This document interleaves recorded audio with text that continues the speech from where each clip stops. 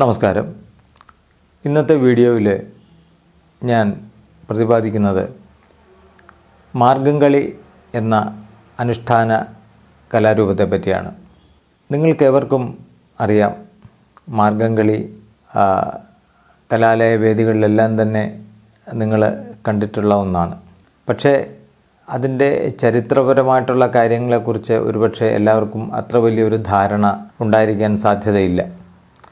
അപ്പോൾ ആ വക കാര്യങ്ങളാണ് ഇന്നത്തെ വീഡിയോയിൽ ഞാൻ നിങ്ങളുമായി പ്രതിപാദിക്കുന്നത്.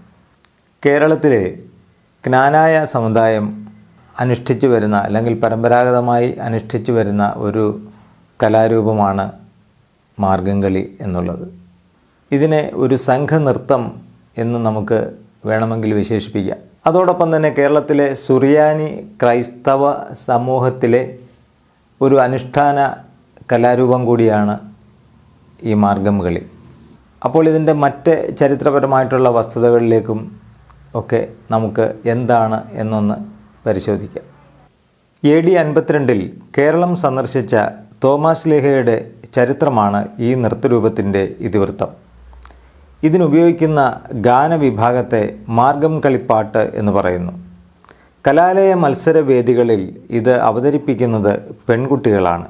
മാർഗം കളി എന്ന പേരിന് പിന്നിലെ ചരിത്രം പരിശോധിച്ചാൽ മാർഗം എന്നത് പാലി ഭാഷയിലെ മഗ്ഗ എന്നതിൽ നിന്നാണ്. പുതിയ ജീവിത രീതിയിലേക്ക് പരിവർത്തനം ചെയ്യുന്നതിനെ മാർഗം കൂടുക എന്നാണ് പുരാതന കാലത്ത് പറഞ്ഞിരുന്നത്. ഇതിൻ്റെ ചരിത്രം പരിശോധിച്ചാൽ 1600-നും 1700-നും ഇടയ്ക്കുള്ള കാലത്താണ് ഈ കളിയുടെ ഉദ്ഭവം എന്ന് കരുതുന്നു.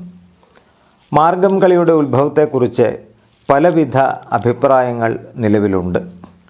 ബ്രാഹ്മണരുടെ നൃത്തമായ സംഗം കളിയിൽ നിന്നും ഉത്ഭവിച്ചെന്ന് ഒരു അഭിപ്രായം ഉള്ളപ്പോൾ തന്നെ യഥാർത്ഥത്തിൽ വട്ടക്കളിയിൽ നിന്നുമാണ് മാർഗം കളി ഉത്ഭവിച്ചത് എന്നും പണ്ഡിതാഭിപ്രായങ്ങൾ നിലവിലുണ്ട്. മാർഗം എന്ന വാക്കിന് മലയാള അർത്ഥം വഴി, ഉത്തരം എന്നൊക്കെയാണ്. എന്നാൽ ആത്മീയ തലത്തിൽ മുക്തിയിലേക്കുള്ള വഴി എന്നാണ് അർത്ഥമാക്കുന്നത്. കേരളത്തിൽ ക്രിസ്തീയ മതത്തിലേക്ക് മാറുന്നതിനെ മാർഗം കൂടൽ എന്നാണ് അറിയപ്പെട്ടിരുന്നത്. അവതരണത്തെക്കുറിച്ച് പറയുകയാണെങ്കിൽ 12 പേരാണ് മാർഗം കളിയിൽ പങ്കെടുക്കുന്നത്.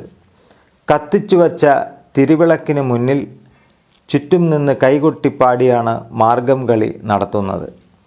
വിളക്ക് ക്രിസ്തുവിനെയും 12 പേർ പ്രസ്തുത ശിഷ്യന്മാരെയും സൂചിപ്പിക്കുന്നു.